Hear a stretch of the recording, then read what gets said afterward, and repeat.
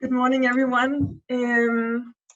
So nice to see so many of you have shown up today. We're really excited to be hosting this webinar for you today on the ERC Synergy Grant. So first, I just want to introduce myself. Maybe, there we go. My name is Catherine Hennings, and I work as an NCP, a national contact point for the European Research Council here at the Danish Ministry for Higher Education and Science. And good morning. My name is Anne Jørgensen, and I'm also an NCP colleague with Trine, and I work with the ERC, and besides that, I work with Cluster 1, which is the health cluster. If you want to have more information on ERC, both in Danish and English, we have a newsletter we write and edit here at the Ministry. It's in Danish, and you can sign up for it via the link.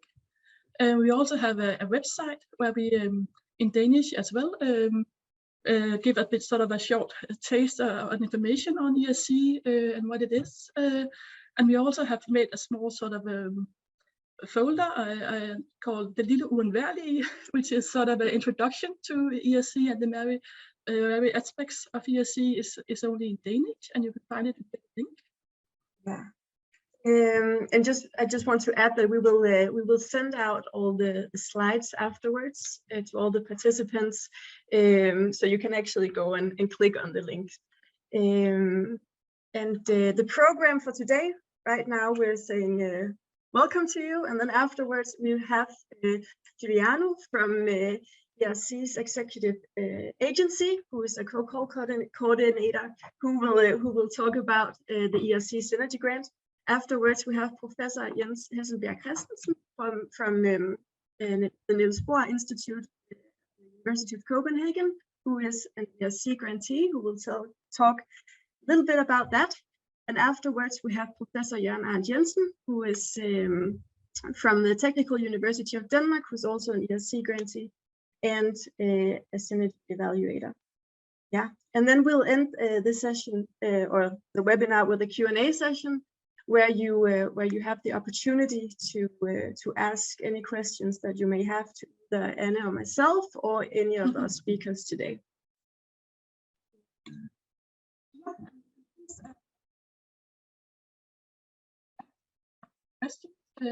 Write your questions in the chat, and then the three speakers will address them, or Katrina and I will address them, depending on the topic you're asking them. And if you have some really specific questions on your project or your C one, you can also send us an email or call us after the webinar if it's more sort of that goes on your own CV. If you have any technical issues or comment as well, just please chat. Yeah. And then finally, I just want to mention that this webinar is being recorded, so you have the opportunity to watch it afterwards, share it with your colleagues. Yeah. So I hope everything is set, and then I will stop sharing my screen, and then I will give the floor to you, Giuliano, from ERC's executive agency. So thank you so much. First of all, thank to Catherine and thank you, Anne, for having me for this information session on the Synergy Grants. So I will start sharing my screen to start my presentation. Can you see it? Yes, great. Okay, perfect. So again, thank you. As you Catherine and clearly said, my name is Giuliano Scalzi. I'm co-coordinator for the Synergy Grants. And today I'm going to go a bit in detail on the Synergy Grants feature, etc. First of all, I would like to frame Synergy by talking on what ERC has to offer in 2023. So we have three main schemes, as you may know, starting, consolidated, and advanced grants. Those three are divided by career stage, let's say. So the starting grants are dedicated to those researchers that pass to 2 to 7 years their PhD, and they can get a grant up to 1.5 million for 5 years. Then we have the consolidator grant for the mid-stage career researcher from around 7 to 12 years after the PhD, and it's up to 2 million for 5 years. And then we have the advanced grant. The title is quite self-explanatory, as this is dedicated to advanced career researchers. And in this case, there is no eligibility window. The PI needs to present a 10 years, less 10 years track record, and they can win up to 2.5 million euro. And then we have the Synergy grant. So it's a multi-PI grant, it's quite peculiar. From 2 to 4 principal investigator can apply at any career stage. So there is no specific eligibility window. And it's up to 10 million plus 4 for 6 years. And then we, last but not least, we have a proof of concept. This is a grant that is dedicated to ERC grantees, in which in their output they have something that can potentially bridge the gap between research and the market. So the ERC offer a lump sum of 150,000 euro for the grant holders to, let's say, do the first step to reach the market or to develop this social innovation. So let's see now how Denmark did in the previous Synergy grant evaluation. As you know, Synergy grant was not run in 2021 due to the late adoption of the new framework program. But in 2020, you see in the gray bar, you had the number of submission, and the green dot beneath the green arrow, you see Denmark got 2 grants. So speaking of Synergy, I will go through the features of a Synergy grant. Then I will touch upon how to prepare an application. I will talk about the evaluation criteria, and then I will explain the evaluation process and timeline and who are the evaluators that are involved. And then I will give you some hints and tips. I will try to give as much information as possible throughout this talk. So let's look at the design of the Synergy grant call in 2023. First of all, I would like to show some important dates. So we have the submission has been opened the 13th of July, and it will close the 8th of November 2022. So Synergy grant, let's go to the left side of this slide, is a 3 steps evaluation. So this is the first difference, the first difference with respect to the main grants. The budget of the Synergy grant 2023 is 300 million, which means around 30 grants to be funded. As I said, the grant size is up to 10 million plus 4 for 6 years. This 4 million of additional budget can be requested if these fall into 4 specific categories: moving startup costs from moving from abroad, if you request access to large infrastructure, or you request large equipment, or you need to do large field work. Regarding the application, there are no restriction on the location of a PI at the time of the application, but then at the moment of the granting, the PIs must be in EU or AC, with the exception of 1 PI, which can be based outside. There is no restriction on where the PIs must be. They can be from the same corridor of the same institution or in different countries. As I said, it can be from 2 to 4 principal investigator, and with the exception of the PI that may apply from outside EU or AC, for the PIs that are affiliated to a European country or an associated country, they need to spend 50% of their working time in Europe, and they spend at least 30% of their working time on the ERC project.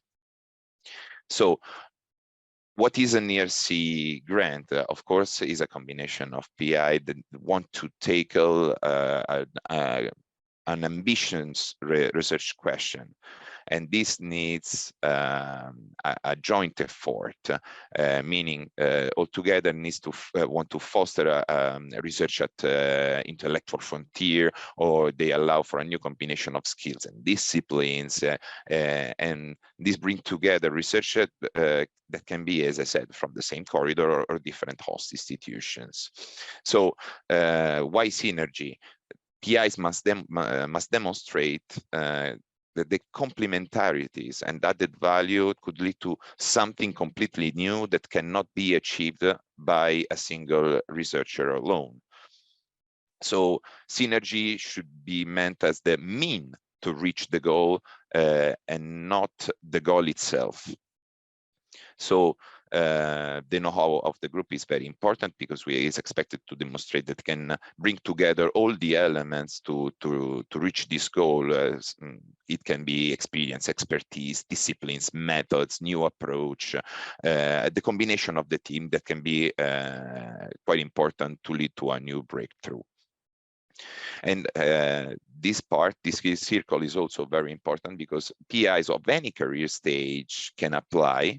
And you as a researcher, if you intend to apply, you have to choose properly how to explain your track record. So if you are in the category of a starting on consolidated grant, so between 2 to 12 years past your PhD, you may want to write down an early achievement track record. While for the advanced grant, you want to maybe you want to write a 10-year track record. So whatever the applicants consider most appropriate, you should go for it.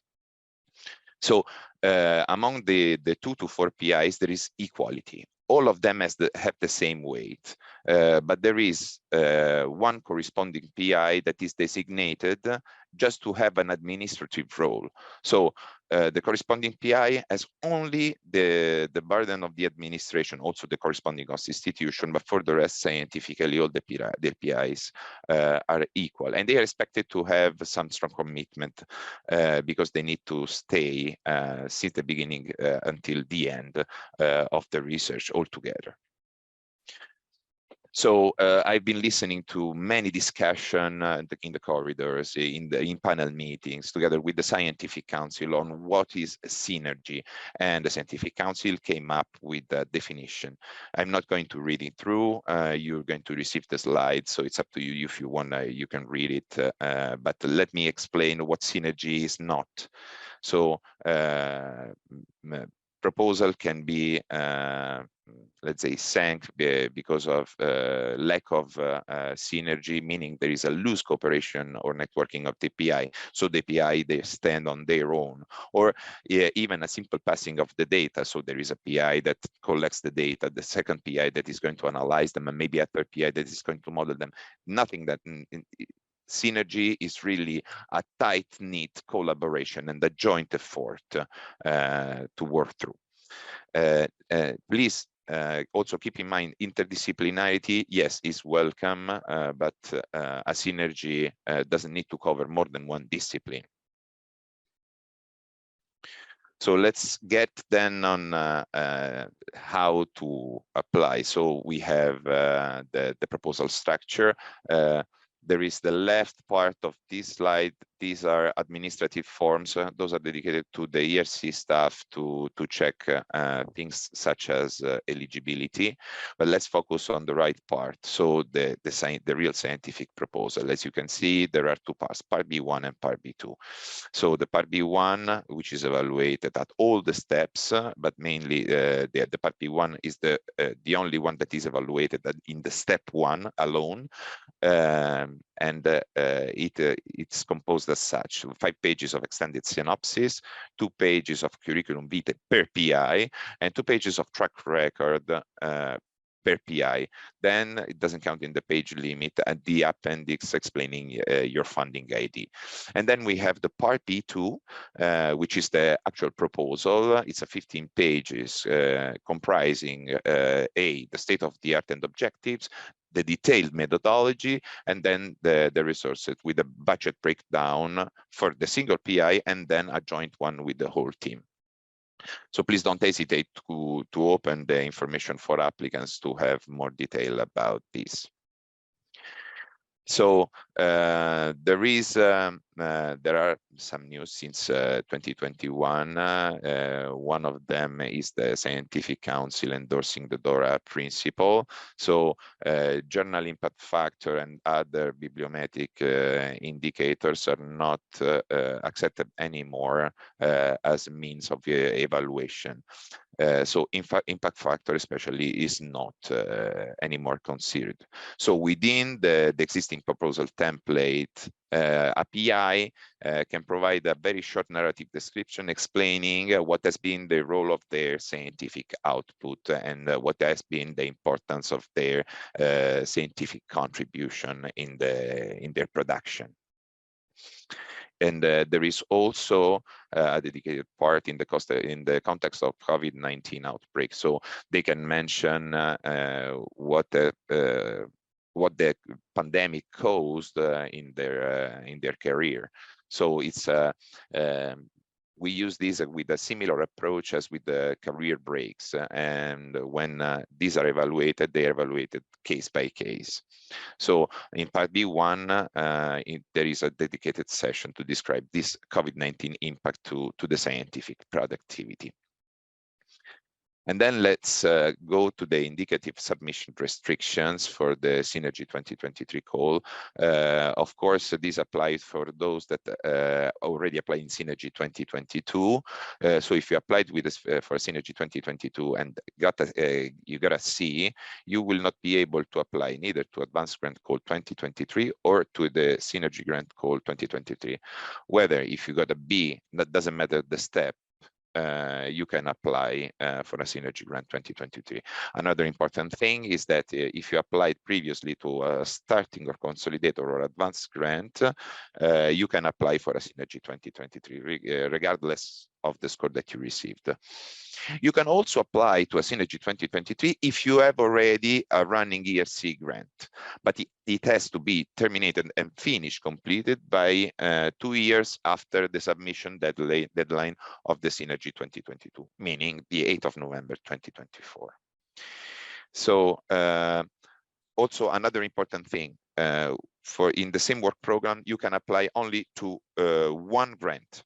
So the first grant you will apply for is the one that will count. So if you applied first for a starting grant, for example, and then for a Synergy grant, the Synergy grant will be automatically withdrawn, and the first application that has been submitted is the one that counts. So what are the evaluation criteria, or better criterion? I would say it's excellence. So excellence of the group, joint group, and excellence of the research project. So you have to show the groundbreaking nature, what is the potential impact, not only in Europe, but it can be also a benchmark at a global scale. Everything should be done with a clever scientific approach, showing the synergetic aspects among the PI. Please keep in mind that in step 1, only part P1 is evaluated. I will go through this again, but this is very important because in step 1, only feasibility is assessed.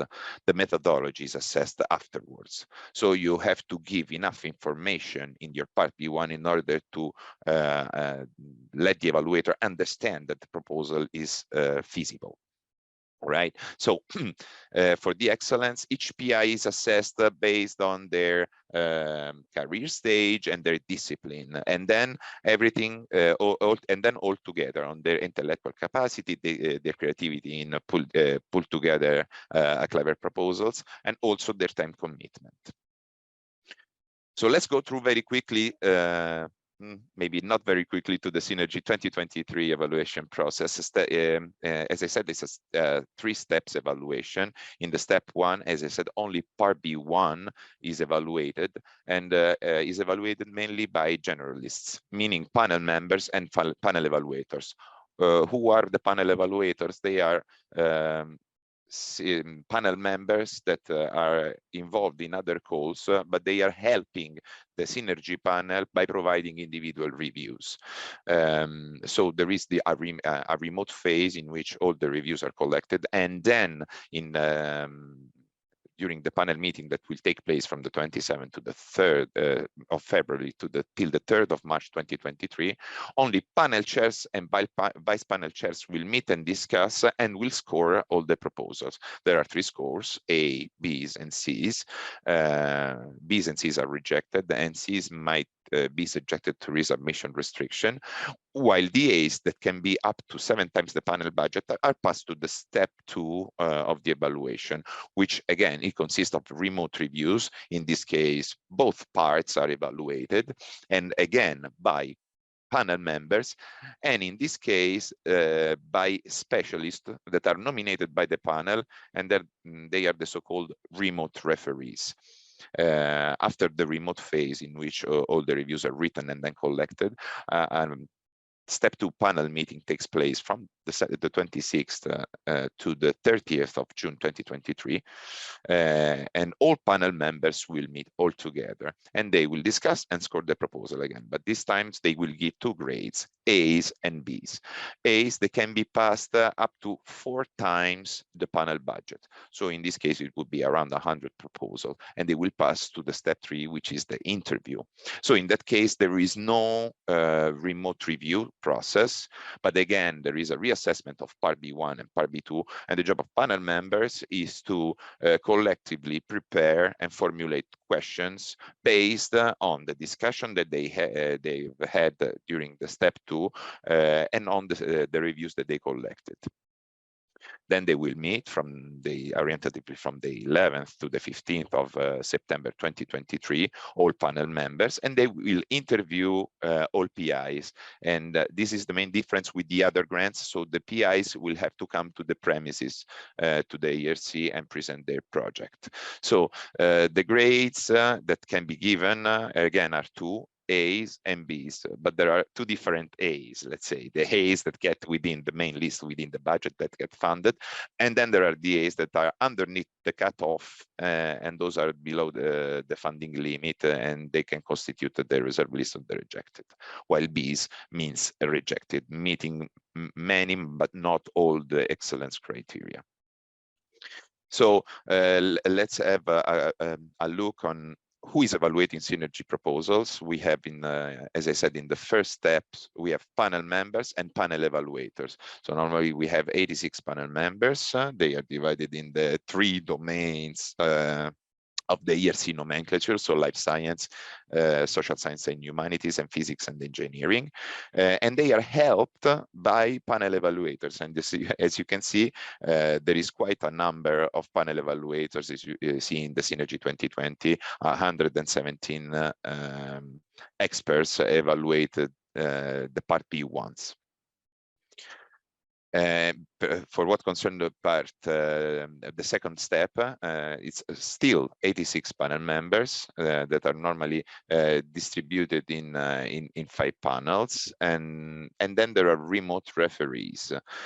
So normally, as you can see, we try to invite quite a number of remote referees, and in the end, we get 30% of the reviews. But nevertheless, for each proposal, we will have quite a number of reviews, with a minimum of 8 up to 12 reviews, in order to better evaluate the proposals. So let's go to the hint and tips. So this is regarding the step 1. Panel members act as generalists, and this I said already, and they see only the part B1 of the proposal. So try to be informative, explain very well what is the groundbreaking nature,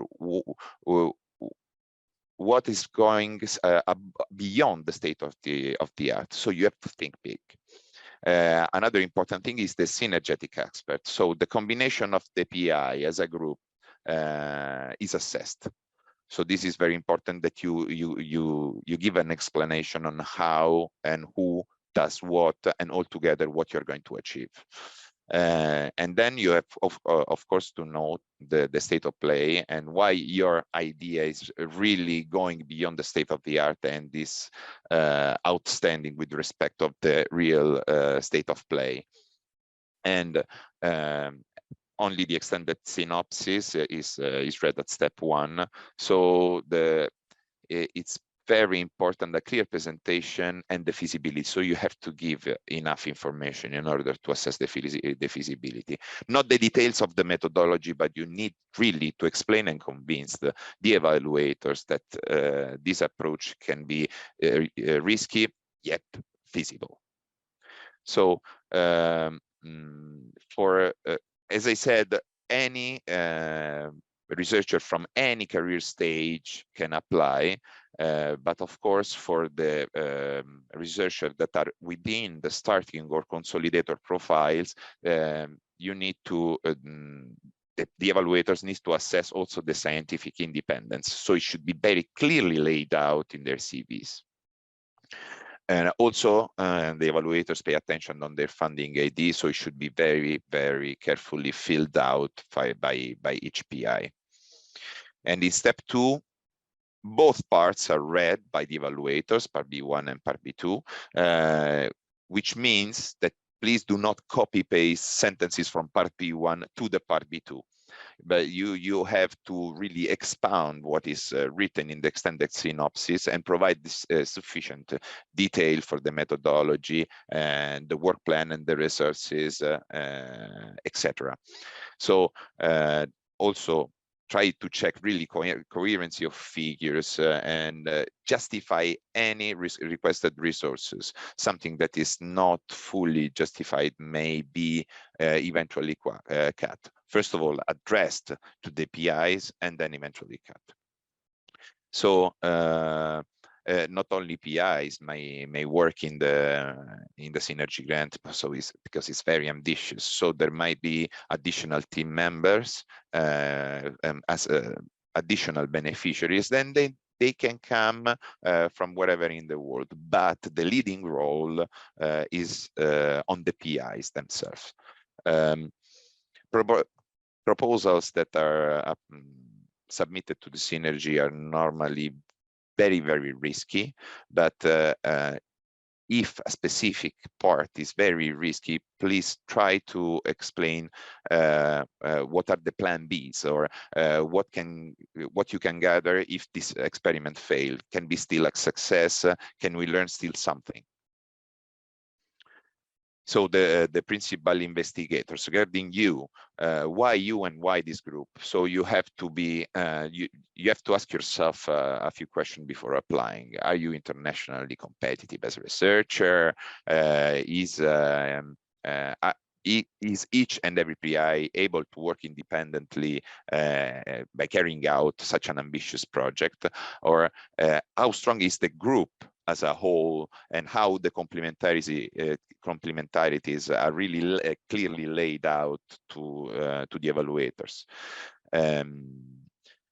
And regarding to get always as an applicant, and why is the project important, and mostly why is the project timely? So why are you applying now?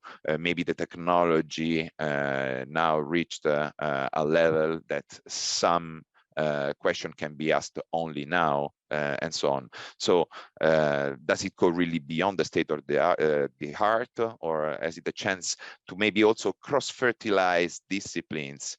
Is there a transformative potential? You can ask one or more of these questions, and this is clearly a synergy grant. So does it have really the challenge to boost the European research also at a global scale? Then it's a synergy. Why are we the best person to carry out the project? So you have to know very well the competitors and what is coming up lately in your respective scientific fields. And why then also the combination of PIs is the best for the project. So again, explain very well what are the risks, and if those risks the gain outweigh the risks involved in the project. So again, also think about risk mitigation and eventually contingency plans.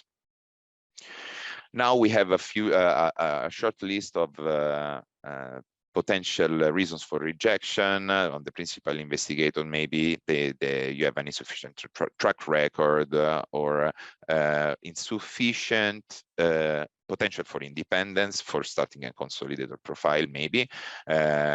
Or the synergy, the project is not synergetic enough, or maybe it is, but it's not clearly laid out, or it's not clear that all the elements can be really sufficiently brought together, meaning methods, discipline, etc.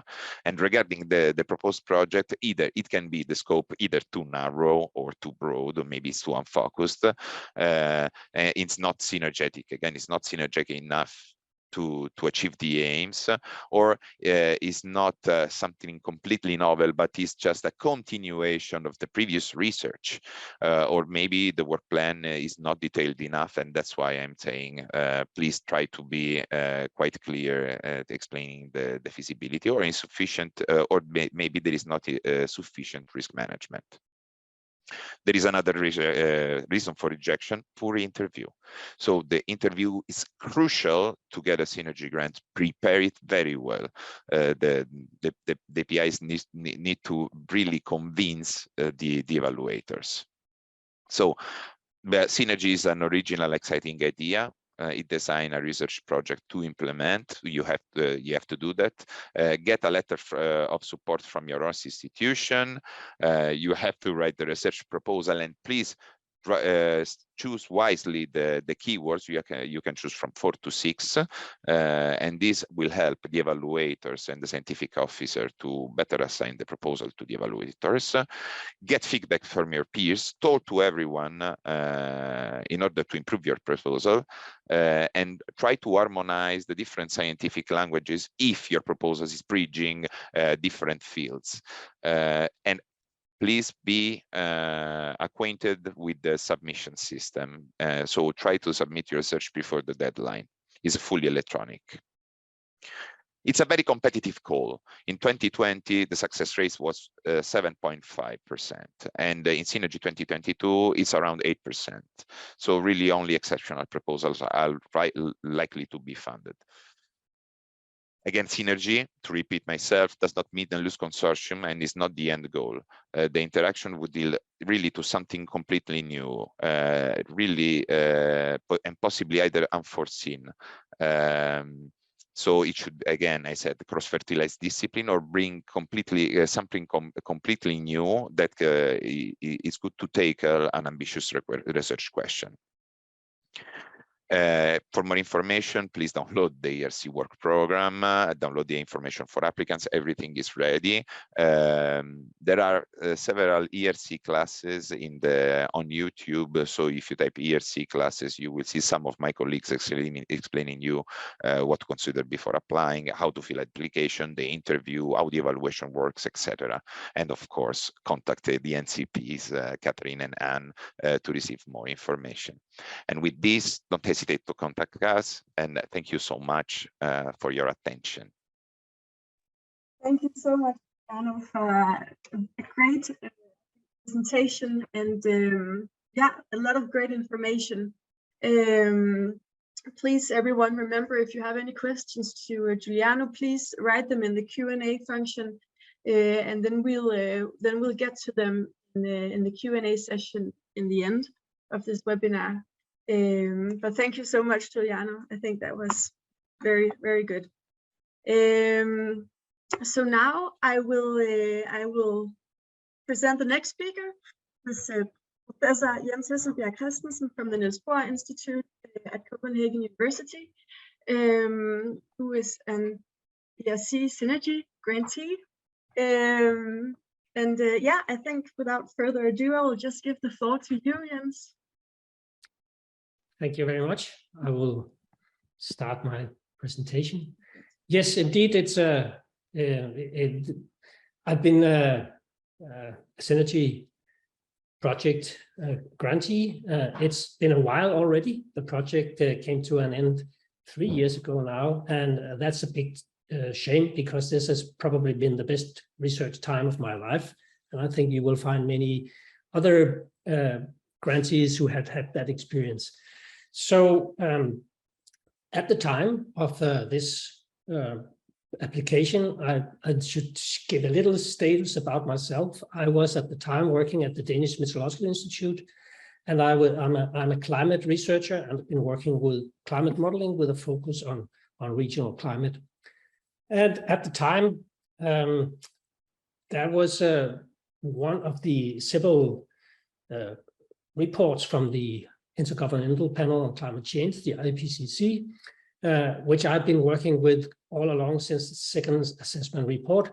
And it came out with a report in 2013, which was clearly stating elements of dramatic changes in the Arctic. And this is one of the themes that we have in this proposal.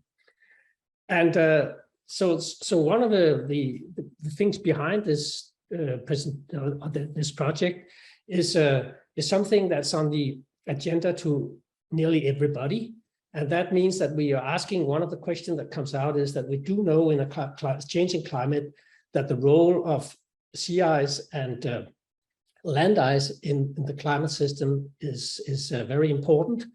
Yet even today, we have really great uncertainties to some of the faster changes that may occur on the land ice, in particular the ice sheets in Greenland and Antarctica. And this led to one of the questions that we wanted to address, is that there are links even between the components themselves. So how does Arctic sea ice and Greenland ice sheet interact? This is an area that has not been studied for the current epoch, but there's a lot of paleo suggestions that there is a strong interaction. So one of the questions that at the time was emerging from our lack of understanding of the Arctic climate is that sea ice is retreating. And if this is changing quite abruptly, what would the consequences be? And that's basically the underlying hypothesis of this project, that the Arctic and subarctic sea ice cover, it's exerting the important controls on past and future Greenland temperature and ice sheet variations. And why is this interesting apart from the intellectual aspect, is of course that if we were to see accelerating ice loss from Greenland, this will have consequences in terms of sea level rise worldwide. So this is sort of the scientific situation, is that we know that there are some potential aspects, but we simply do not have at the time, or maybe not even today, the way to answer it. That could we contribute to that? And I'm just showing you a couple of scientific informations that I think could be relevant to help formulating the general aspects of what we're doing. What I'm showing you now is an animation of temperature anomalies produced by colleagues at NASA. That's showing the evolution over time from around 1818 until today. And I'm repeating it, where the bluish colors, the temperatures are generally colder than the period from 1950 to 1980. And where we have orange to red, it's warmer. And as you can see in this picture, or this animation, that we're seeing a little wobbling of the colors, but there is also this clear tendency that over the period itself, we have seen a considerable warming everywhere. And to those who should not have followed the discussions in the media, this is what's called global warming. There's one more element here that's highly relevant to notice here. That is that if we go to the Arctic, there's a very, very dark red color here. And this relates to a number of feedback processes that accelerates the warming. So the Arctic is warming at a much higher pace than the global mean temperature. And this scientific area of research clearly has an advantage in formulating aspects, because it would be very difficult to find an evaluator who have not even at a general level understood that there are issues related to climate change that would be highly relevant to get a better picture of. So along with the warming itself, we have only had reasonable estimates of sea ice extent in the Arctic from around since 1979, when the first satellite were sent up and routinely monitored what's going on. And this animation, also from NASA, shows the extent of sea ice in the months of September, which is right now where the minimum extent is present. This is where the sun is setting at the North Pole around the equinox, and we basically, that's the time of the year where things start to freeze up again. And as you can see in this animation, the extent of the summer sea ice is retreating relatively fast. And to the lower right, there is a small diagram that discriminates not only between whether there's ice or not, but you can actually have ways to deduce the information about the age of that ice. And if the green bars demonstrates that in the early phase, that's around the 80s, there was a lot of what's called multi-year ice. And along with the general retreat, basically the Arctic had lost the perennial ice, which is called multi-year. And this is a pretty fast transition. And we do know that in other times when the Earth was glaciated, sea ice went all the way south of the British Isles. And that's, of course, a strong control on the weather regime in the far north. And this has a, sorry for this side. So we do know that Greenland is very strongly impacted by this during the last glaciation. And I will come back to this a little in a while, because we have also experienced right at the same time some elements of very profound changes, particularly the year 2012. Greenland saw some very unusual weather. So this is the upper picture is from the dot here, which is at the North Grip Camp on the ice sheet at elevated more than 2,000 meters above the ground. And what you see in this picture is basically a rainbow. And you may all remember that a rainbow, among other things, particularly means that you will have raindrops. So temperatures were about zero in the atmosphere at high elevation over Greenland. Likewise, at one of the outlet glacier areas here in Gangslusuaq in Western Greenland, the Watson River was very heavily affected by the Jökullaub, so much that the water there broke the bridge over the river, which was basically built way back during the Second World War, when the base was an American base during the war. And this is just some dramatic pictures showing what went on there. So this is just putting a framing of some of the ideas that we had at the time. And how could we then think of what this science that we were doing with could work? And I just phrase here a couple of questions that Catherine and were trying to see if I could address somehow, and I just take them here because I don't want to answer them directly. I hope I can answer them by what I will show. Is that why did we choose ERC in the first place, and how did we actually find out that we could have a group?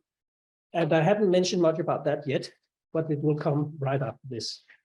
And then the whole aspects about how we went up doing the application, and in particular this element of high risk, high gain. And in the end, is there any history behind this? How long have we had this to take it to distill these ideas? And basically, I should mention my three principal co-investigators. That's Bo Mølse-Winther here also at the University of Copenhagen. He's an expertise working on ice cores. Øystein Jensen from the University of Bergen has a background working with marine sediments, and Kiran Nisanjulu is an oceanographer working with ocean models, also from the University of Bergen. And then myself, which was actually added to the team later on, as I will come back to. At the time, I was at the Meteorological Institute, Danish Meteorological Institute. During the grant, I was actually changing a position, and now I'm a professor at the University Copenhagen, but I'm also having an affiliation with my colleagues in Norway at an institution in Bergen called NORS. So this is another development that came along and beside the program itself. So how did we do it? Well, the scientific idea was basically coming out of long discussions in the community, which is called the paleoclimate community, people looking at the past climates going way back. And Bo, Kirim, and Eystein, my Danish colleague, and two Norwegian colleagues, had the idea together with other colleagues who were not part of the PIs of the team, but as mentioned before, we had a lot of colleagues that would have a share in this grant because they had other expertise than the three together, and they had the idea to raise funding to study what is it that caused something that's called Danske Øster events during the last glaciation. And without going into the details of this, those are events that are seen in a lot of records that can be dated and shows that temperatures in particular changed quite abruptly within a matter of decades from very cold to less cold, and then gradually the very cold conditions came back. This is something that the community, the paleo community, for a long time had different ideas about what could be causing. And yet a major breakthrough on this had not yet been seen. So trying to get funding to study this in a more interdisciplinary approach had been tried.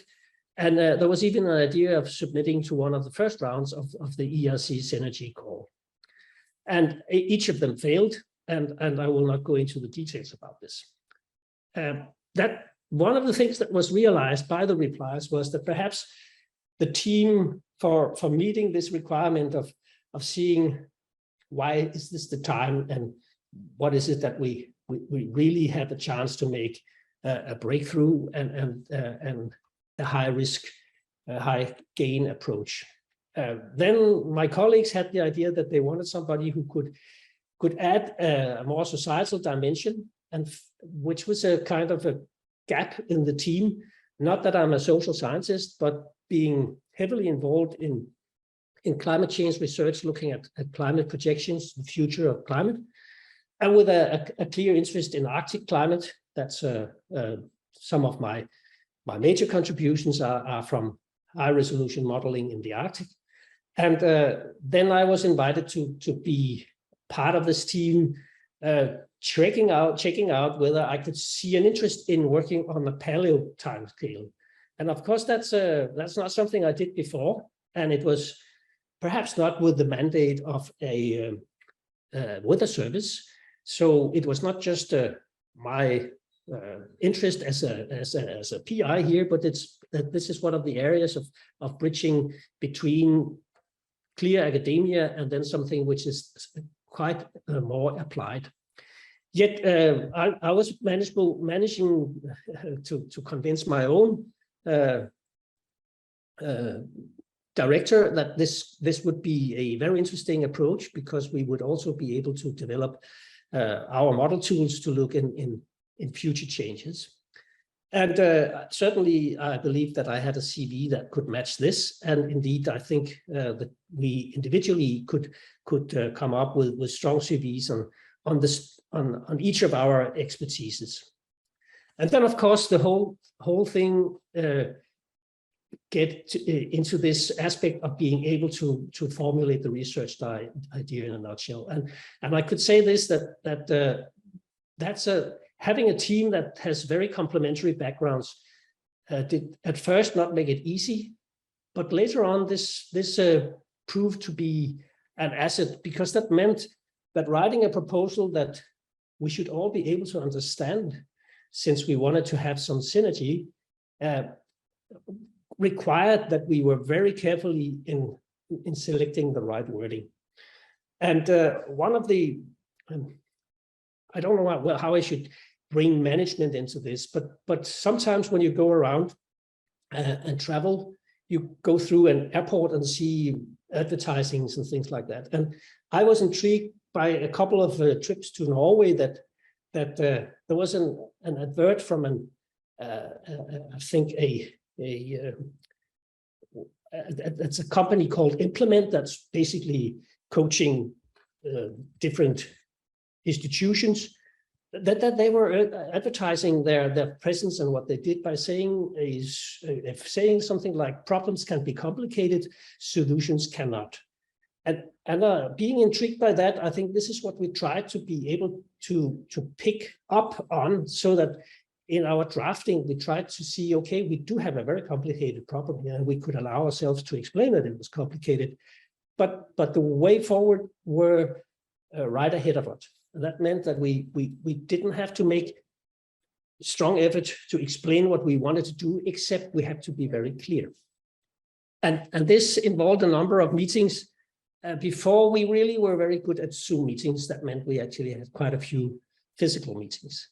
And along with this went the thinking of how do we identify the uniqueness of this team. And one of the clear aspects of this is that my colleague Eystein Jensen, whom I did know in advance from work in the IPCC, he and I are about the same age now, in our mid-60s, and our two other colleagues were more early stage. They were none of them had turned 40 at the time, and that we felt gave a very good mix in terms of being able to put in context different aspects of the proposal.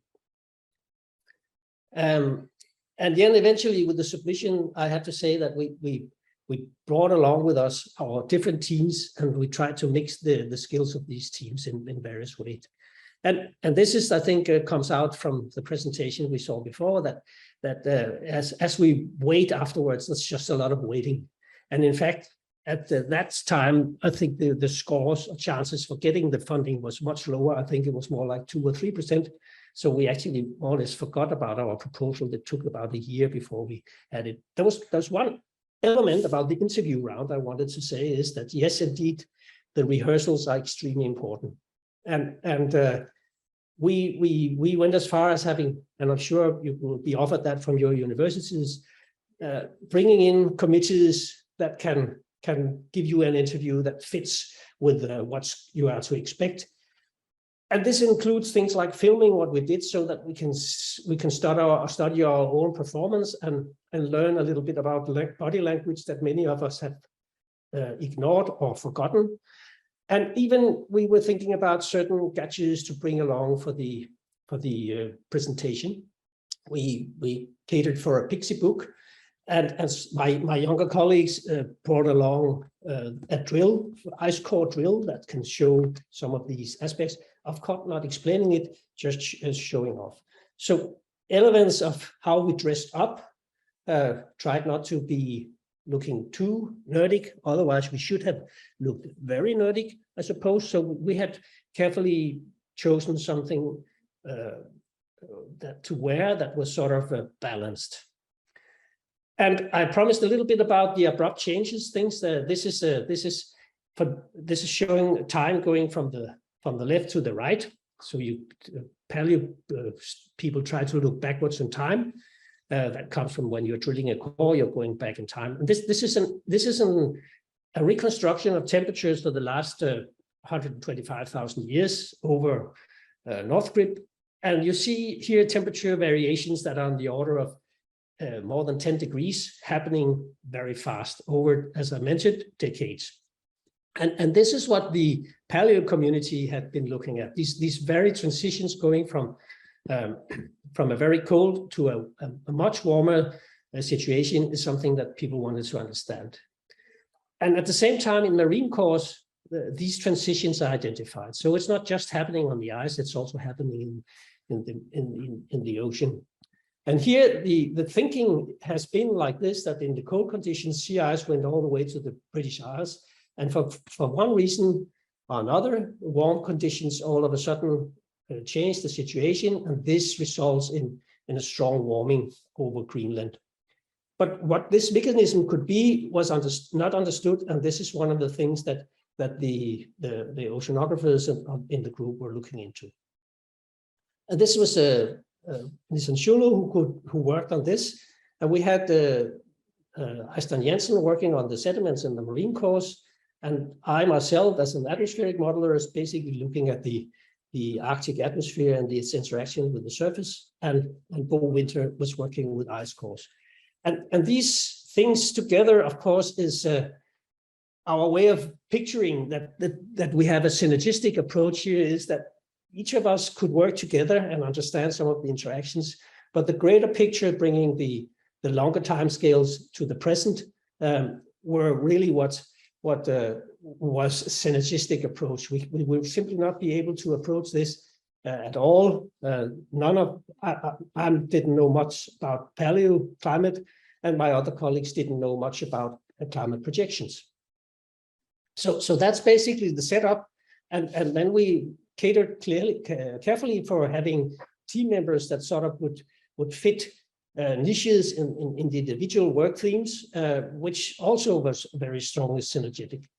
And at the time, we also paid attention to ways to clearly collaborate so that we would have Bergen and Copenhagen quite easily interconnected, meaning that we would have a lot of exchange of people working at the different teams.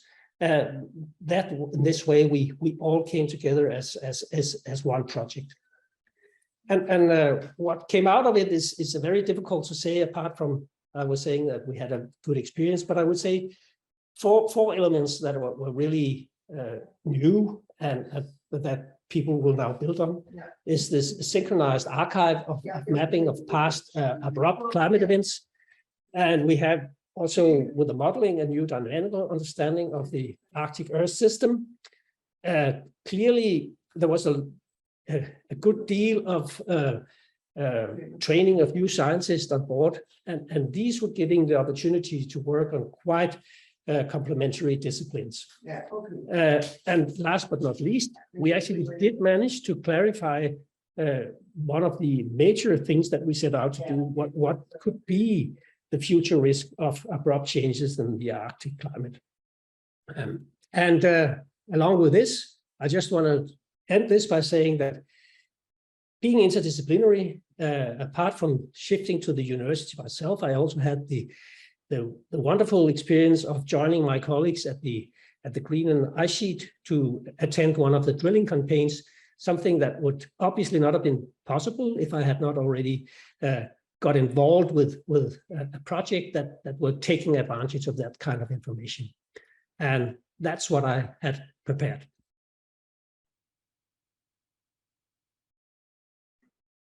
Thank you so much, Jens. I think that was very useful indeed, and what a beautiful picture in the end. I hope that many of you maybe have questions out there. You can always write them in the Q&A function.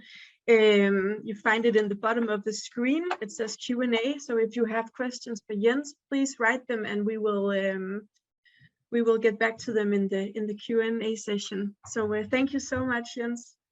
And then I will present next speaker, who is Professor Jørgen Arndt Jensen from the Technical University of Denmark. And he is both an ERC Synergy grantee and also an ERC Synergy evaluator.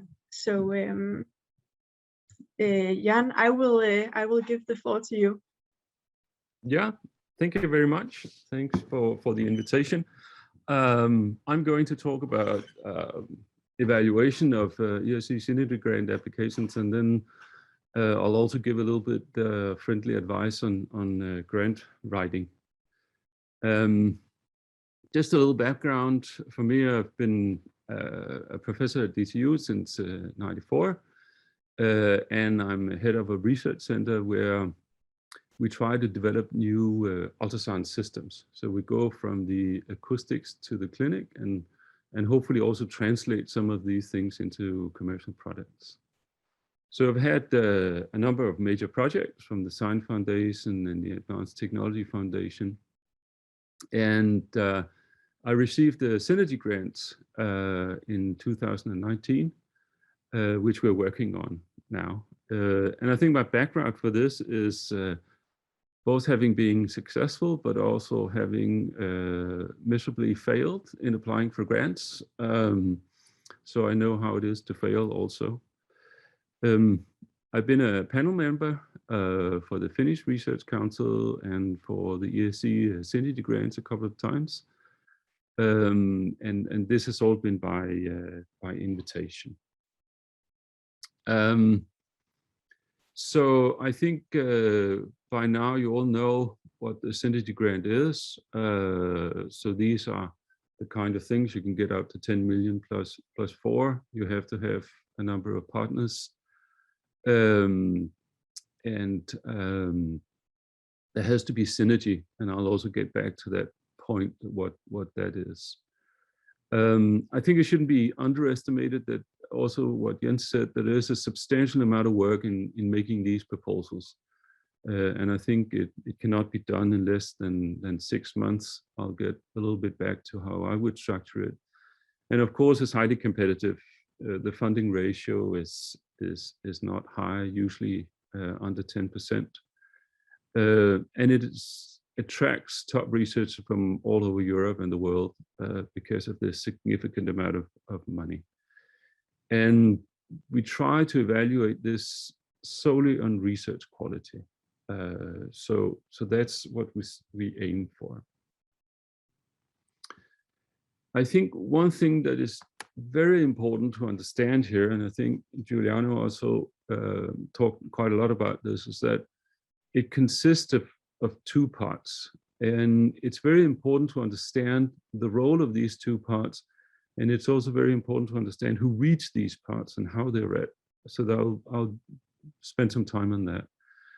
So there are 2 parts. The B1 part is the short part. It's a 5-page overall description. It has the CVs and track records. It explains the most 10 important papers for each of the applicants. The part B2 is longer, 15 pages, and it also has justification of resources and details planned. And everything, of course, is submitted as PDF documents through the electronic system. If we look at the evaluation process, I have 2 slides here with the evaluation process, and it's handled by the panel chairs, and they structure this. So the major steps, which is important to the applicants, is step 3, which is where the panel members read part 1 only. So they do an electronic evaluation of the proposal, and they evaluate the principal investigators. And then from this information, the panel chairs decides on which applications continue to external peer review. That means at this stage, there's not substantial external peer review. It's the panel members and supplemented by some reviewers. And then when the proposal has passed this step 3, then we go out and find 5 to 10 experts in the field that do a peer review. There's a comprehensive check for conflicts of interest. And then these reviewers, they submit the peer reviews, and the panel members submit peer reviews. And then there is a meeting in Brussels where we discuss all the proposals, and they are ranked.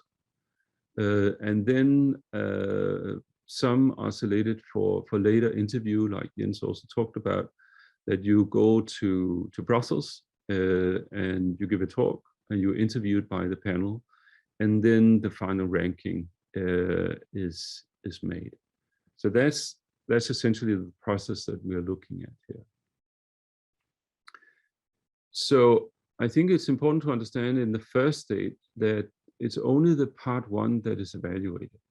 The committee only sees, and the ones that read it only see part 1. We do not see part 2.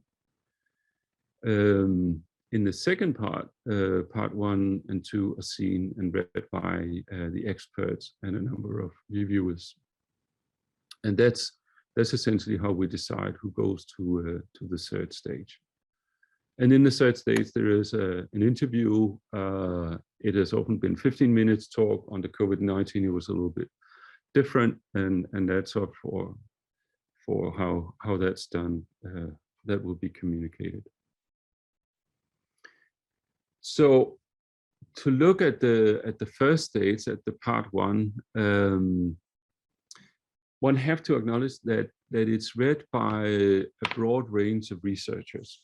That means that you cannot be too specific there or too specialized in that. If I look at my own research area, it's in advanced ultrasound imaging. So I'm an expert in acoustic signal processing, imaging systems and clinical trials. And I evaluated proposals on CT systems for osteoporosis, high energy radiotherapy, computer-based trial system, micro-robots, investigation of Asian scrolls with CT, red blood cell damage simulation, and snow's influence on vegetation. So it's a rather broad thing, not that we cannot evaluate the scientific quality of it, but we're not experts in the field. And that also means that it has to be explained well for someone who is an expert researcher, but who is not an expert in the field. So that's very important to keep in mind. So when we do this review, we're asked a couple of questions. And these are the questions that were on the forms when I did the evaluation. And so there's questions on the groundbreaking nature and impact. And that is, to what extent does the proposed research address important challenges? Is it ambitious? Is it state of the art? Is it high risk and high gain? So you're asked to write a small paragraph on all of these. Then you're also asked to evaluate the scientific approach. Is it feasible? Is it high risk? Is it high gain? Does it go beyond what the individual principal investigators could achieve? So that means that it's absolutely vital that there are more principal investigators and they're dependent on each other to be able to do this. And so it should demonstrate significant synergies, and there should be complementarity between the researchers, and they should add value to enable the objectives. So those are the questions that one is asked, and everyone comes up with written comments for that, which then goes to the panel chairs that takes the decisions on what proceeds. We're also asked to evaluate the principal investigators, and we rank them. So this is both a process that looks back, and it's also a process that looks forward, because of course people should demonstrate what they have been doing, that they're able to do frontline research and groundbreaking research, that they have independent thinking, and that they have achieved something that's beyond state of the art. But often you can also ask questions, you know, this guy here on the right, how would you evaluate him before 1905 and after 1905? So there's also a bit of discussion on, you know, when you have younger people, what is their potential? And what you're looking for is to select the candidates with the potential of actually doing this. And there are also verbal descriptions of their qualifications. So of course, it's putting this as much as you can forward and saying, what have you been done? And then we will evaluate, you know, what is the potential? Then as we talk about the second stage, so we look at the applicants, the applications that has been selected by the panel chairs for the second review. And that's where it goes to external review. So it's the panel members that sit and try to find the external reviewers. We often ask a lot of reviewers, and we at least get 7 to 10 reviews back. So we also look at these reviews. We also judge, has the review been doing a good job? Have they read it in detail? Are there any bias and things like that?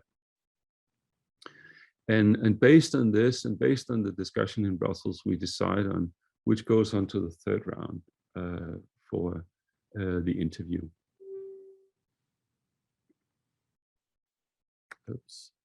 So here we look at a typical ERC panel. So there, for this grant, there's 5 panels. There are 10 to 15 researchers. It's anonymous. You only know the name of the chair in order not to influence it. And I've been in the physical sciences and engineering. And all the scientists I've met here are highly experienced scientists, which are they're very good scientists. There's a broad range of fields, and that means that usually we can get 2 or 3 experts within one application. So there are experts on it.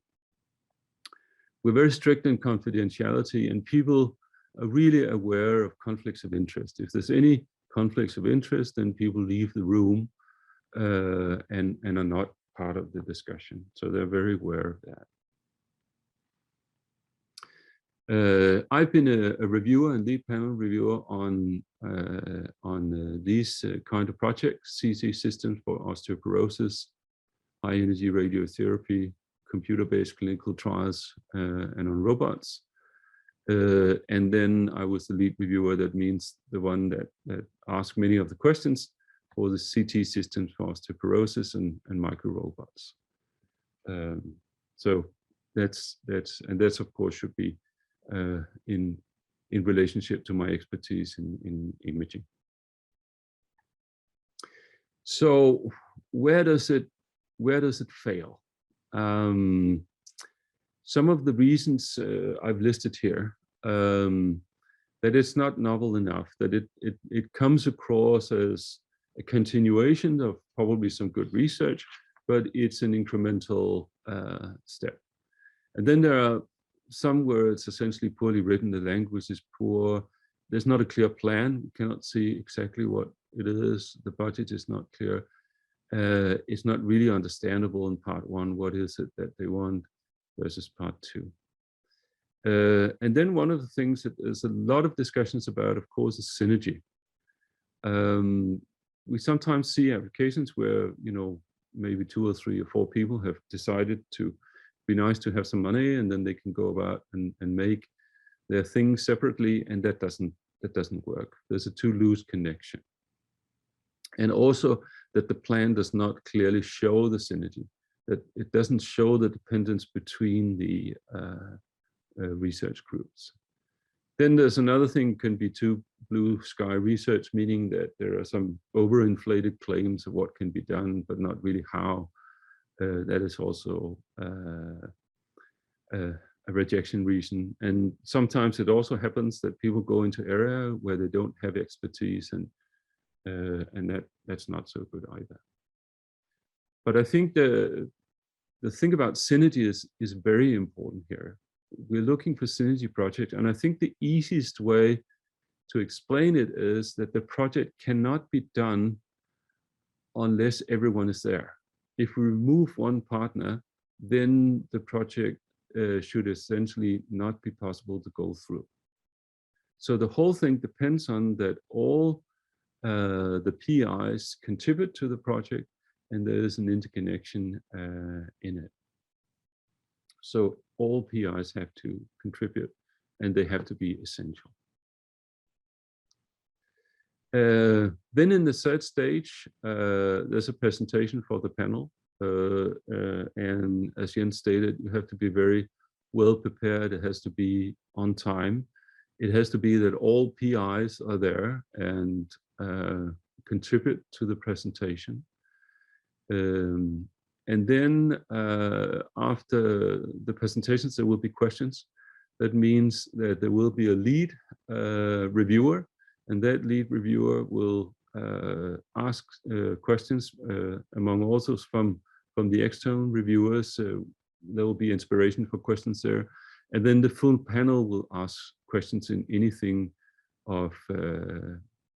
in the proposal. And after that, there's taken a decision, which is they're ranked. 8 should be funded, B interesting, fundable, but not enough funds. And then some are taken out and said they shouldn't be funded. And ranking is really difficult. Often you sit there with twice as many proposals that you can fund. They're all good.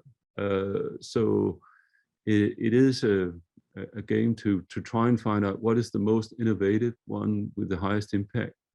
Is it truly synergistic? Is there really good collaborations with PI? Is it clear plan, realistic budget? And it is difficult for the panel, but the panel is broad, and there usually is quite a long discussion, a very careful discussion. And of course, people are looking for reasons for not to fund.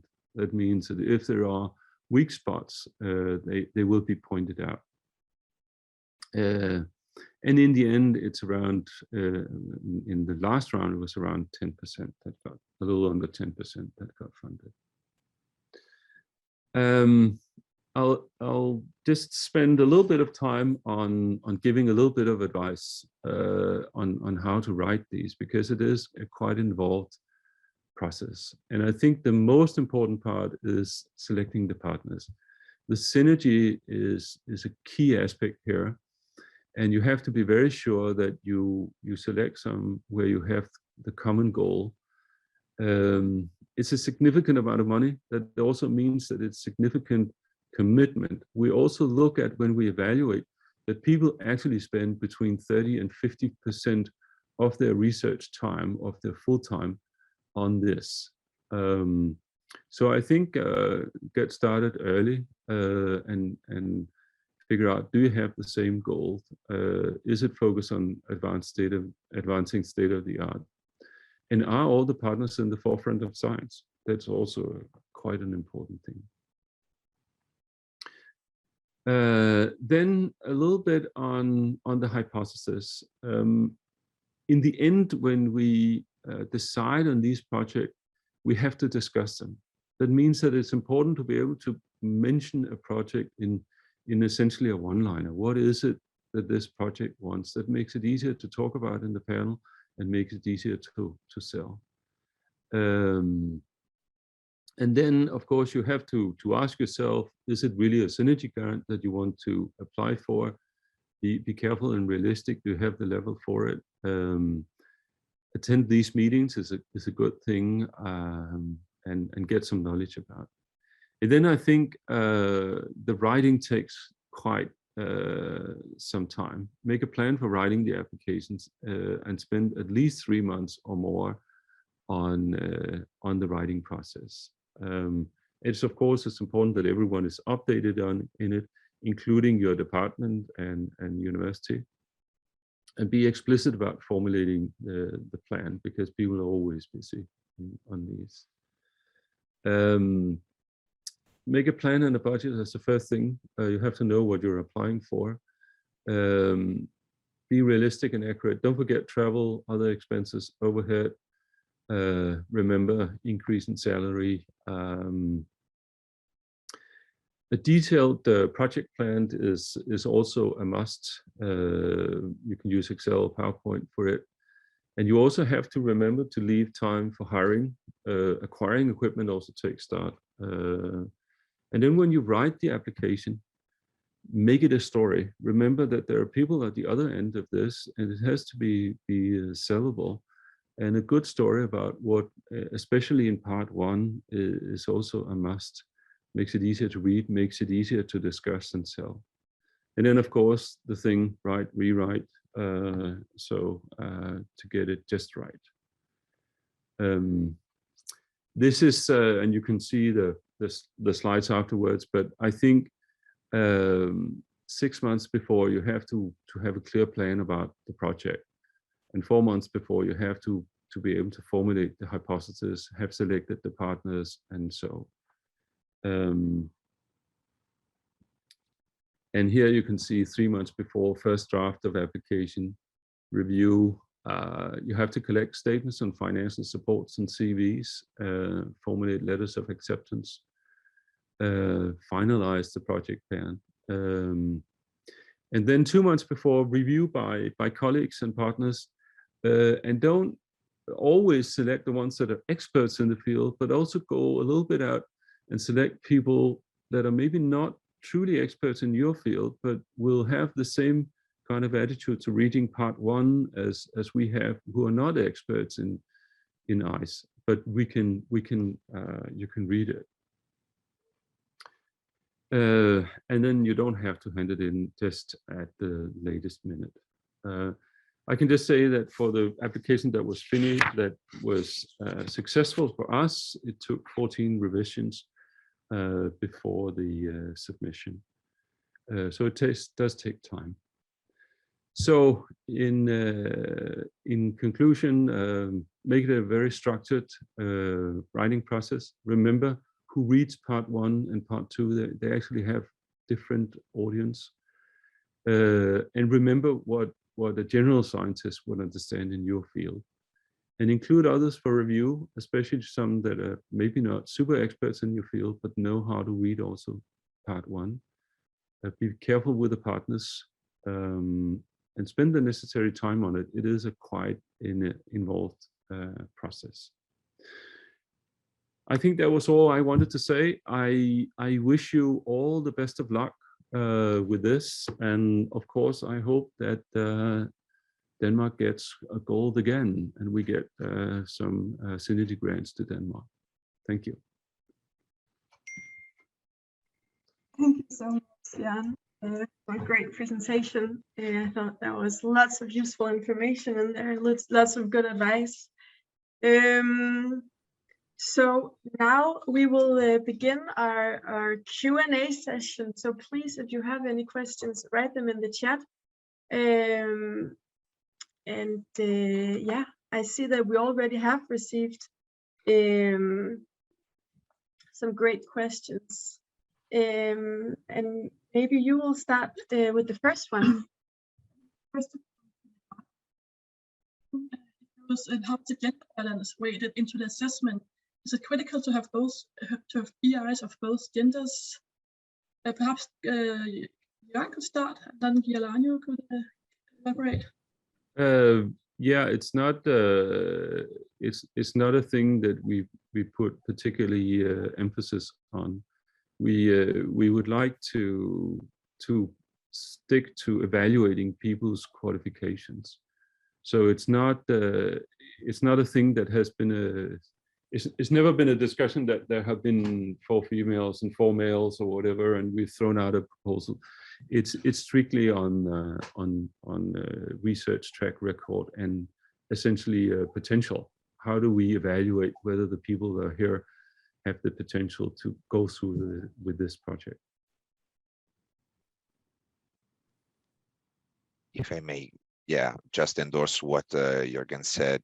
It's only about excellence. So as an evaluator knows that what he looks for is not the M or F or whatever in the application form. It's about what the person have been doing and what could lead to a potential breakthrough. So there is no gender balance and no country distribution, nothing, just excellence. So that's my take. Then I will continue with a question from Paul Knudts, who asks, what happens if a PI is not available to show up physically for the interview during step 3?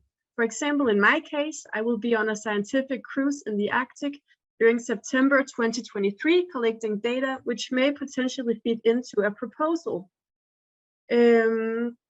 So maybe again, I will start with Jørgen and then ask Giuliano to.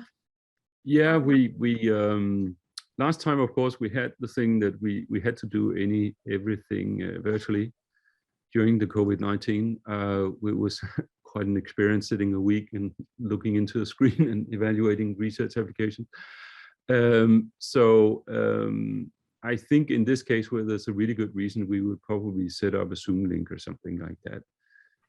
So the panel can ask questions to this PI. I would think that would be, it worked quite nice on the COVID-19. There were essentially no cutoffs between people, so everything went smooth. The only channel was that people came from all over the world, so we had to span from Australia to North America.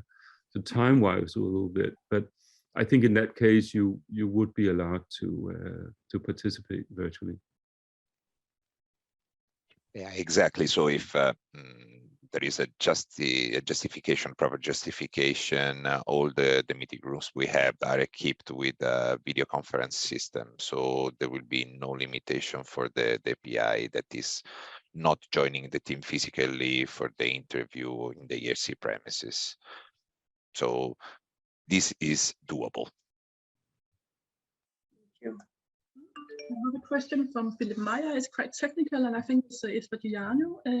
Philip Meyer is asking, can a scientist who applies for an ERC consolidator grant in spring 2023 be a PI within a synergy proposal to be submitted alternatively 2023? Okay, so if you are applying for the same work program, as I said, so if you want to apply to a consolidator 2023 and for a synergy 2023, this is not possible. So the first submission that you do is the one that counts. But alternatively, if you're applying for a consolidator 2023 and you want to apply for a synergy 2024, so ultimo in 2023 would be the 8th of November 2023, which corresponds to the 2024 work program, it's then possible to apply. So you can apply to different work programs in 2 different grants, but you cannot apply to 2 grants of the same work program. Okay, another question from an attendee that says, thanks a lot for the very interesting presentations. Could you please explain again the part on restrictions of submissions and proposals? If a PI already applied for an ERC advanced grant this year, can this researcher apply for an ERC synergy grant in November, since the results are not known yet? What would happen if this ERC advanced grant is funded? And thank you for your reply. I think that must be for you again, Giuliano. Yeah, sure. So this is my job to follow up those advanced grants that are then awarded to a grantee that already apply maybe to a synergy. So you have an application in advanced grant 2022, I guess, because yeah, the evaluation are clearly ongoing, but you are free to apply for a 2023 synergy grant. In that case, if you get the grant along the evaluation, but the synergy grant evaluation is not done yet, we really closely follow up the evaluation of synergy, and then we will tell you that the grant signature, so the grant agreement, we will be put on hold until the synergy evaluation is done. And then, so if you don't get the synergy grant, you will go for the grant agreement of the advanced grant. Otherwise, if you get the synergy grant, you can choose, and maybe to not put into question the fate of the other PIs, I think you will go for a synergy grant. But I mean, it's up to you to choose. So your grant agreement will be basically put on hold. You will be communicated in due time. Thank you. I have a question for Jens. Jens, I mean, you mentioned in the beginning of your presentation that the ERC synergy grant was the best grant you've ever had. And could you elaborate a little on this point? I mean, I would like to ask you about the administration of the project. Was it smoother than other grants you've been holding throughout your career? Or, yeah, why is it? Yes. Yeah, I should clearly state that this it comes with very, very few ties. So it means that once it's had been approved and you have an ERC grant, and I do believe that this probably goes with other ERC grants as well, the bureaucracy is minimal. And of course, with in this case, 3 basic institutions involved, there is some bureaucracy, but we were not bothered. It was, we do that. This is this thing with one being the contact point, and I think that was very efficient. It's particularly having a university who had been doing something like that before. We had one of the early synergy grants, so nobody really would say that had an experience at the time. But working with Brussels and in general, that was quite the administration side worked well. But more important, our way of setting up our research was we actually had something very exciting. So it turned out to be exciting, and I think this is colleagues who would work on the research topics. They know that it's not always comes out the way that you anticipated eventually, but here it did, and a lot of emerging science came along with it. So it was the synergy was not only that we could focus on those ideas we had originally, it really opened up an entire avenue of new ideas that people could relate to. And last but not least, the money was there. It meant that we didn't have to really make every buck count. We could, if we wanted to make a meeting, we made a meeting, and it was not extravagant. It was just not having to think too much about all the cost all the time.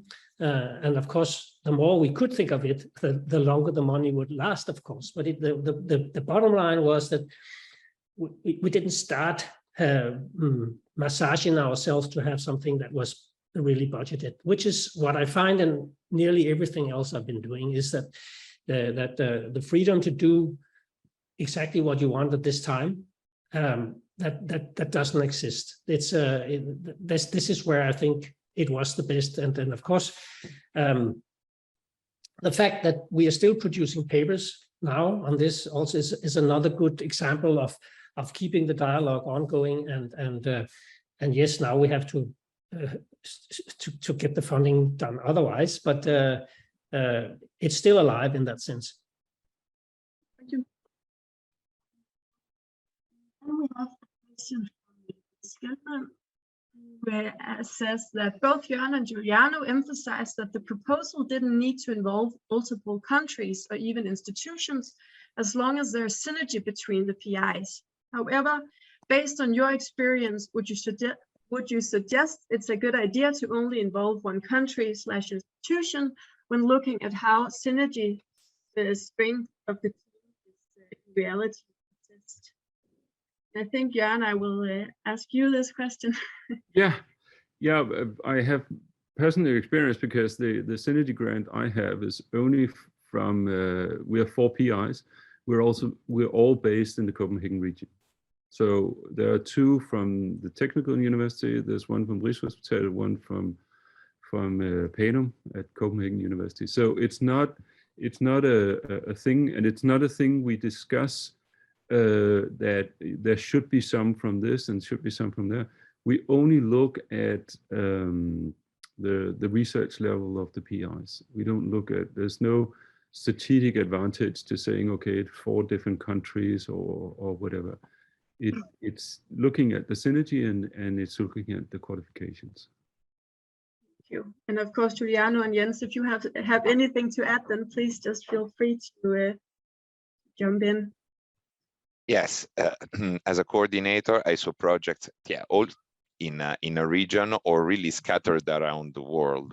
It's how your strategy to be really truly synergetic and how your expertise really match to make something really new that really counts. So it's how you pull together the proposal. If the PIs and the team members that you need, if they are in another country, there is nothing really much to do. You need that person. The person is in another country, and you really need to specify how you want to implement the project, how you plan to communicate to each other and to feed each other analysis and whatsoever process in the project. So I really saw both cases.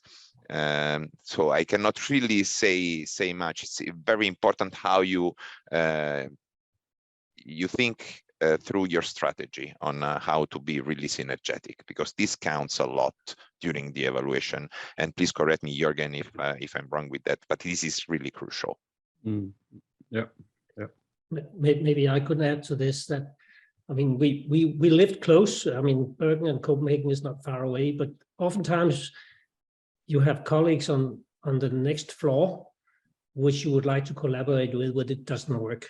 And why doesn't it work? You can ask that question oftentimes. And this is, I believe it's all about formulating how you do it in an appropriate manner. And so to anybody who looks, you should be able to see it yourself. What is it that works? And I believe that spirit has to be formulated in words.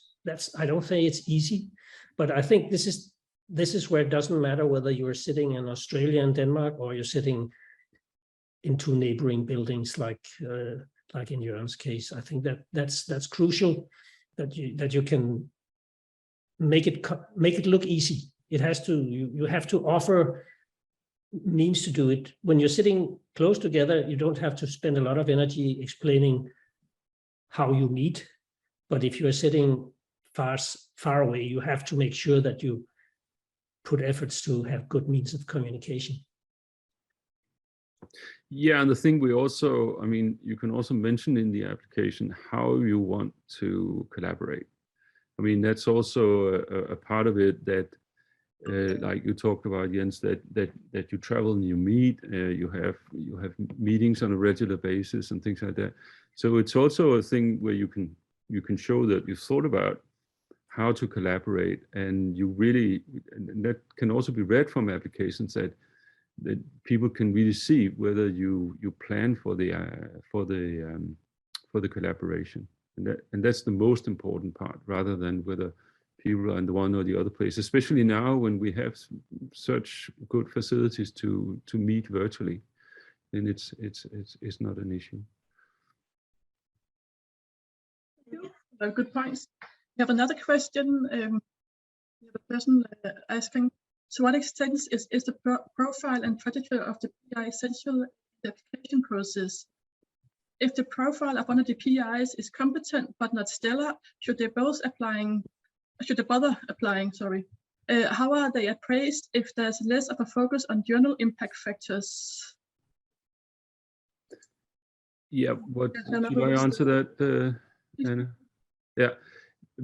When you in the part B1, you have to give a CV, and you have to talk about which papers are your most significant contributions.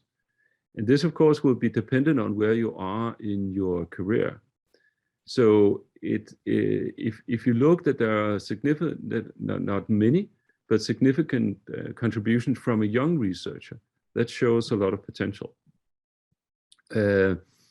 So of course there has to be demonstration of a high quality research, and that is related to how old the researcher is.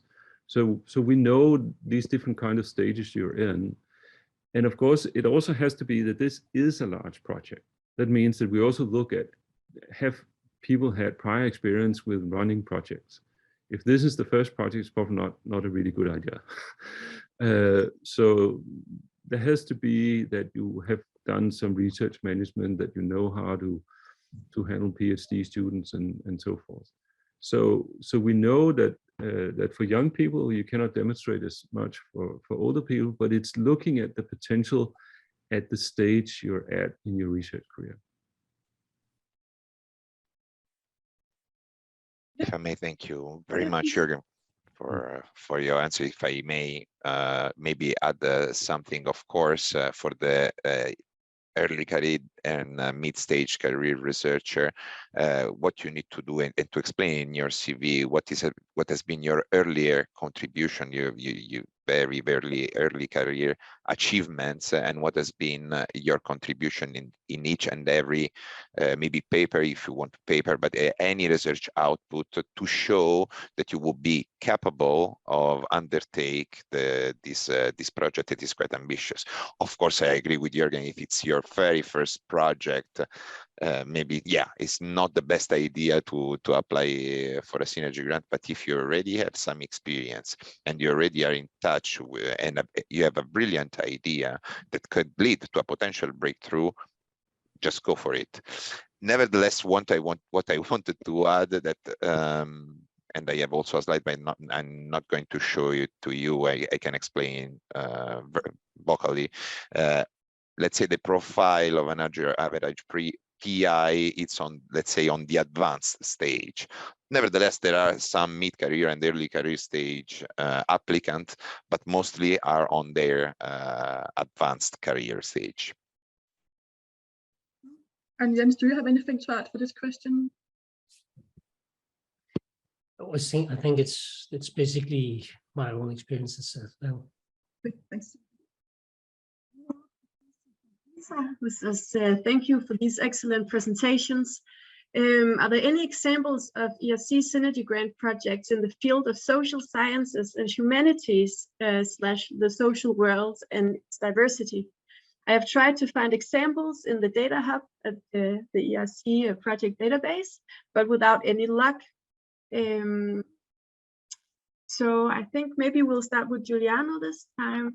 I'm sure there are, although my field is life sciences, and I've been also a scientific officer in Synergy, but dealing with mainly life sciences. But yes, there are definitely social science and humanities proposal. Some of them might be maybe interdisciplinary, so they are cross-fertilizing the two fields. For example, archaeology and neuroscience, for example, one that came up in my mind.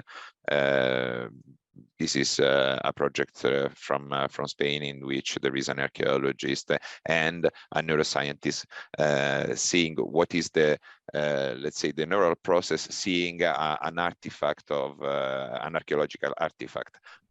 This is the first one that comes up into my mind, but giving maybe a thorough look in the database, you will find, I'm sure you will find something.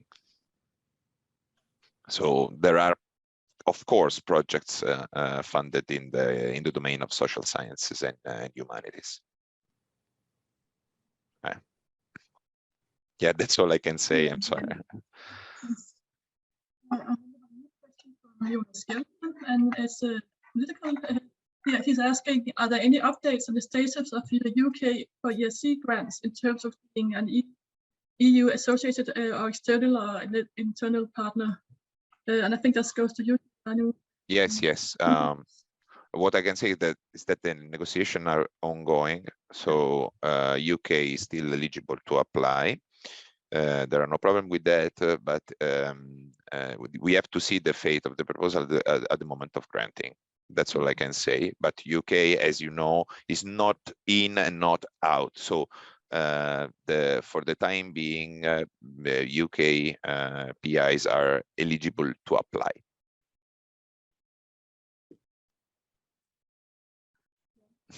Maybe I can just add that here at the ministry, we advise, if you want to apply for a synergy grant, where you have to be between 2 and 4 PIs, then maybe don't only be 2 PIs and having a UK partner being the one of them. So try to make your proposal less vulnerable by not making that one extra partner a partner from the UK. So if that person cannot participate, then your project won't. But if I may, with 2 PIs, one from Denmark, for example, and one from UK, this is eligible completely, because 1 PI in general can come eventually from outside the EU or an AC. Yeah, okay, true. Okay. Yeah. So that's all I can say. Thank you.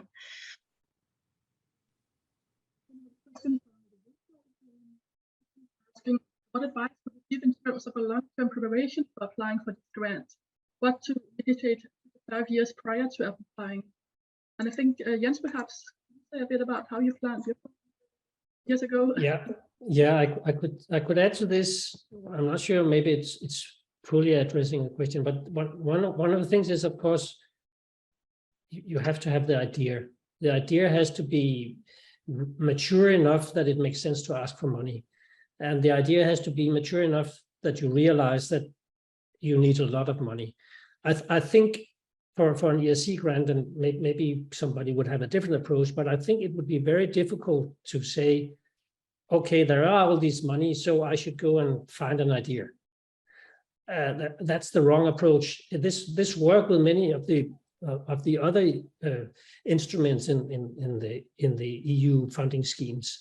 So if you apply for some of the more the bigger programs, then clearly you can go and have a look and see what's being asked for, and then you try to address it doing your research.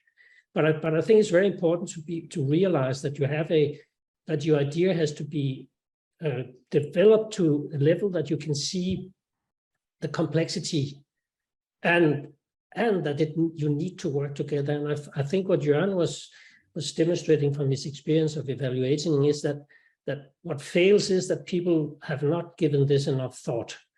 And whether this is 2 years before, I don't know. I mean, if you really get a good idea, you realize that this is big, then you need to somehow distill it. And that process can, I assume, take several years. In fact, it probably did in our case, that my colleagues had applied before and used other means and failed. So I basically think it takes years to mature in that sense. But of course, somebody may have been able to see it within 6 months or something. But in general, it takes time. And how about you, Jørgen and Diana? Do you have anything to add for this? Yeah, I would like to. I think Jens is absolutely correct. It took us 4 years to formulate the project that we got a grant for, and we also applied for other ERC grants and failed in doing so. But it sharpened the pen. It showed us what we should do. And I think another thing that is very important in those 2 to 5 years before is also find the partners that you really want to work with. You have to be sure that you share the same kind of vision, that you share the same kind of work ethics, and that it is truly a project that you want to do, because it's a lot of time and it has to be sharp. What I can add, if you apply and then you fail, don't forget, and you will get invaluable feedback from the reviewers. So this is also a matter of better construct your proposal. So if you fail, you find room for improvement. This is very important, because if this goes to, for example, to step 2, you will get really a thorough feedback from 8 to 12 reviewers that will really read not only the lines, but between the lines, and tell you, really give you enough information in order to improve. And of course, the idea is important and needs the maturity and maybe also the technology in order to develop it adequately. So yes, it can take several years. Yes.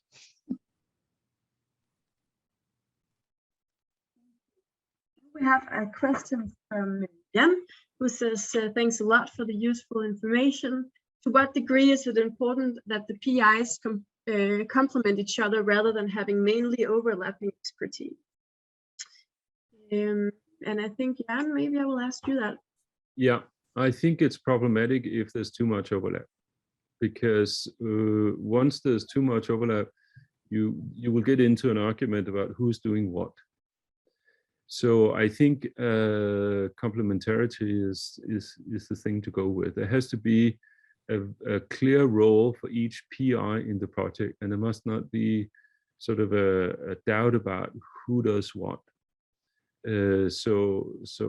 Often proposals where we see there's too much overlap get thrown out. Thank you. And maybe it's been a really, yeah. Sorry, if I may. Yeah.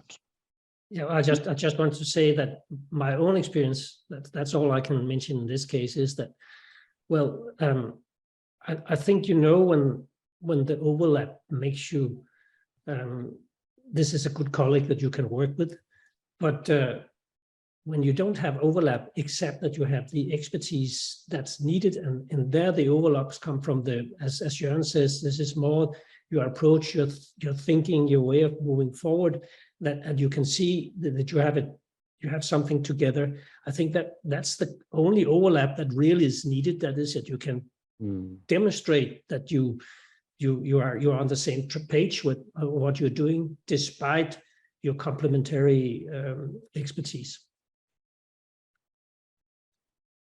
Nothing to add then. A new question who wants to ask, in a group where research profiles varies between advanced grant, consolidated, and starting grant profile, can the researchers with starting grant or consolidated profiles also apply for 2.5 million? Or should their part of the proposal budget reflect the budget thresholds for starting and consolidated grants? I think Diana wants to reply for that. So this is for regarding synergy always, I guess, because yeah, any for advanced you don't need to be in an eligibility window, but for synergy neither. It means that if you have an ambitious research problem and you want to apply for synergy, you're on a starting grant profile, you can ask, the group can ask up to the 10 million. There is no restriction upon the career stage regarding a synergy grant, or even a consolidator stage. A researcher can apply for an advanced grant. Yes, they can, showing a 10-year track record, and they can ask for 2.5 millions.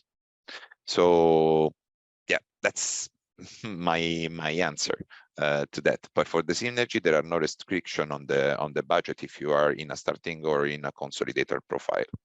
You have to ask the proper amount of money that is deemed for your project. Thank you. Then I have a question for Jørgen. If you have, Jørgen, I want to ask you, how did you become an ERC evaluator in the first place?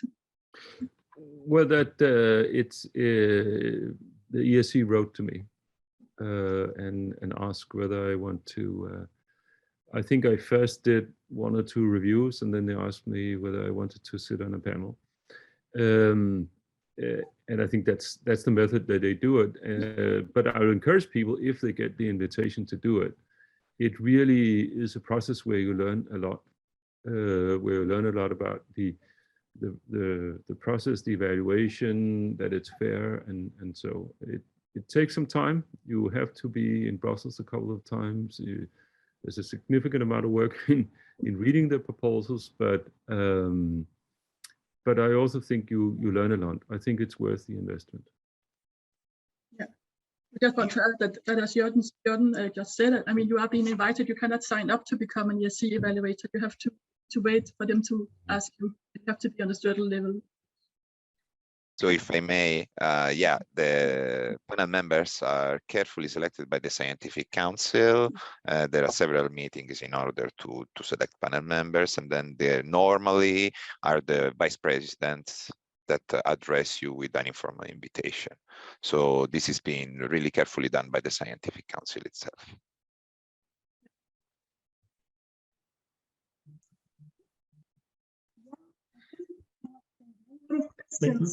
Maybe I could add what on this one is that in general, it's worthwhile making yourself visible where you can be pulled from. So I mean, the European Union has a number of databases where you can sign up for being part of their, they know your expertise, and that's helpful to be trying to participate in review processes, not necessarily for ERC, but any review process is really very important because it teach you a little bit about how other people go into this assessment procedure. This is not the same. I think Jørgen and myself have the thing we have in common is that we are from Denmark and a Danish research tradition.